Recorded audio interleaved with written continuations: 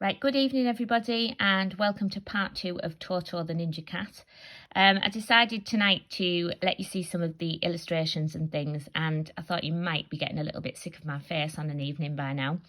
But it's some lovely illustrations, that are in there by Nick East, so I think they should be enjoyed during the time that we read it. So I hope you've all had a wonderful day. I hope you've engaged with some of the things that we've put out there, and I hope you've remembered my instruction just to not feel overwhelmed with all the things that are going on at the minute, and just take a step back and do what's best for you and your family. So here we are, Toto the Ninja Cat and the Incredible Cheese Heist, part 2. Bye, Robert. Thanks again, and sorry about that ninja stuff, shouted Toto, as the parakeet soared off, chirping away loudly at no one in particular. Silver studied the small envelope. It was a creamy colour made from beautiful thick paper with a wax seal on the back. Whoever it was from, it certainly looked very grand and official. "What do you want me to do, Toto?" asked Silver after he'd described it. "Open it up. I can't think of who it might be off. Maybe Ventura, or Silver. It would be great to hear from him." Silver's sharp claws had no problem breaking the wax seal, and he produced a letter on headed paper. 10 Downing Street. "It's from Larry!" "Wow," said Toto, feeling a wee bit proud of herself. Larry was the Prime Minister's cat who lived at number 10 Downing Street. He'd met the kittens when Catface had been showing them round London for the first time. Larry was suave, clever, handsome, funny, and very cool. "What could Larry possibly want with us?" asked Toto. "It doesn't say," replied Silver. "What do you mean? Who sends a letter and doesn't say anything? Read it out loud." "I can't, sis. Like I said, it doesn't say anything. It's just a mark in black and then signed Larry." Toto froze to the spot. "What kind of mark, Silver?" "It's a paw mark, like he's dabbed his paw in black ink and then put it on the page, which is odd because he seemed to me he was a very clean cat, and ink will get everywhere. Plus, he can obviously write as he signed his name, which is doubly odd. Hey, do you think it's a party invite, Toto?" "Toto!" Silver glanced at his sister, who hadn't heard a word he said. She was staring into the distance. "Hey, Toto, cat got your tongue?" "Well, you are a cat, so that doesn't really work, but you know what I mean. What's up?" "Silver," said Toto, "you know I'm a ninja." "Yes, I know, your secret's out. You don't stop going on about it." "That's not what I mean," said Toto. "I've told you that at any given time I could be called upon for a secret mission. And as I rely on your eyes, when that happens, I need you to come with me." Silver gulped. "The black paw print is a code. It's a code to call me when I'm needed, and it means 2 things. Firstly, this is going to be my and your first proper mission. Secondly, Larry is my new boss, and he's in trouble. In other words, we're off to Downing Street." Chapter 3.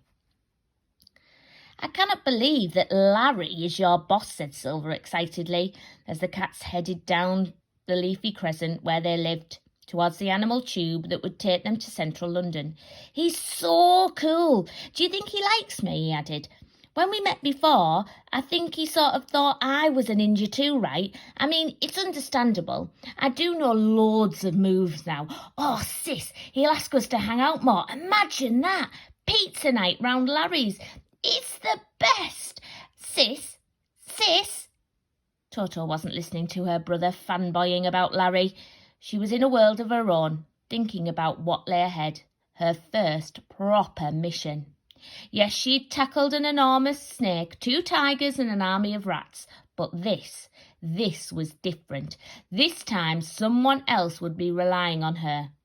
This was the role she'd been trained for. She would be expected to carry out her duties and not let her order down. She didn't really want to admit it, even to Silver, but she was more than a little nervous. "You know, I do think he thought I was a ninja when he first met me. I distinctly remember he looked impressed with my tail. Silver was still banging on about Larry as they rounded the crescent and came to the street that separated the Cats from the tube station. It looked very different from the last time they were there, which had been in the middle of the night. Then the street had been deserted. Now it was very busy. Taxis and red buses, bikes and scooters, and lots of humans. Flustered tourists, shoppers laden with bags, Rastafarians, buskers, school kids, market traders, and spiky-haired punks, all oblivious to cats under their feet. I have to be honest, Silver shouted over the noise of the busy traffic. I don't think we've given this enough thought. Any ideas how to get to the other side? But Toto was already in ninja mode. She was, of course, almost totally blind, but she was using her other senses, and Silver could see she was forming a plan. Toto, standing completely still and focused, seemed to be counting the seconds between each passing vehicle. She took a deep breath and turned to her brother. "Climb aboard." Silver knew what to do, although getting a piggyback from his sister made him feel a little silly. "Okay, sis, don't do anything without letting me know," he was saying.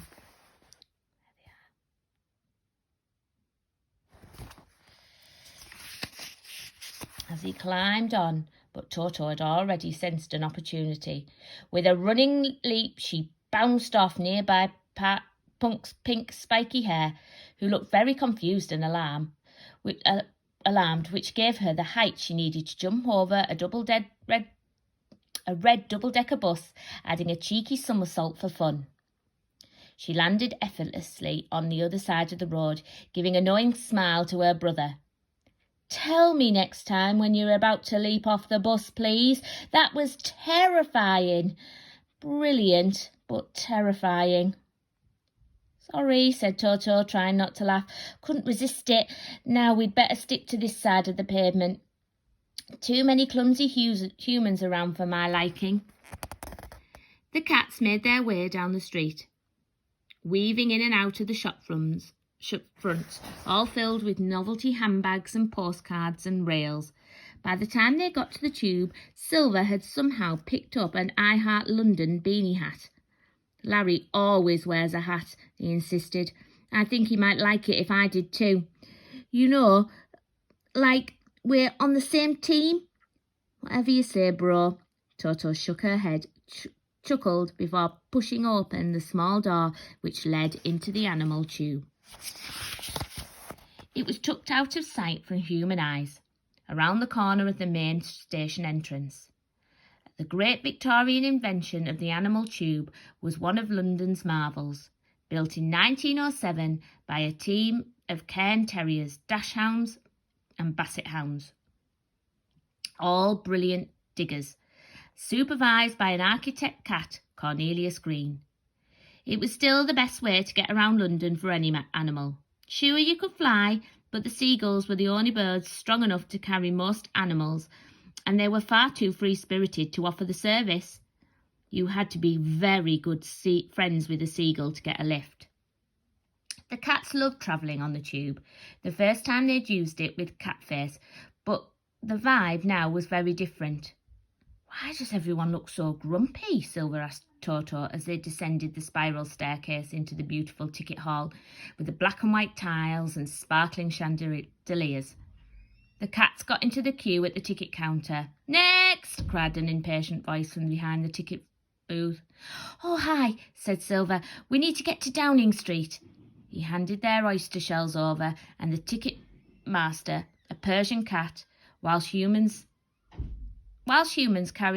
travel on the tube with oyster cards, the animals of London used actual oyster shells, far nicer looking and a lot tastier to make.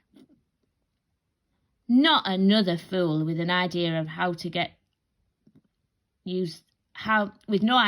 use their oyster shell.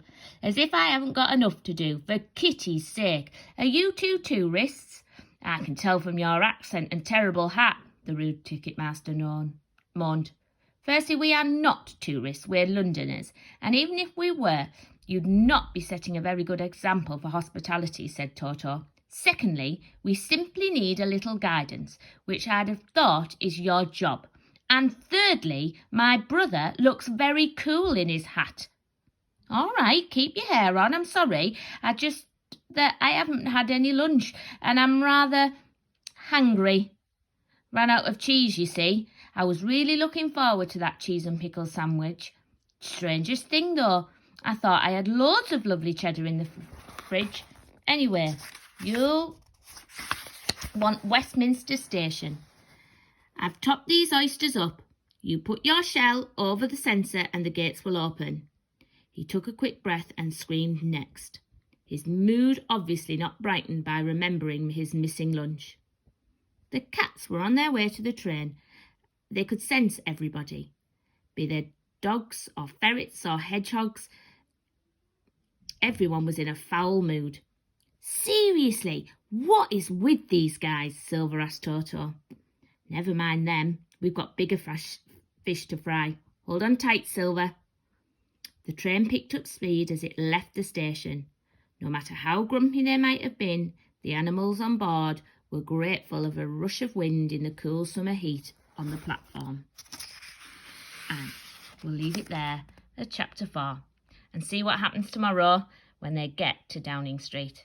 Good night, everybody, and I'll speak to you tomorrow.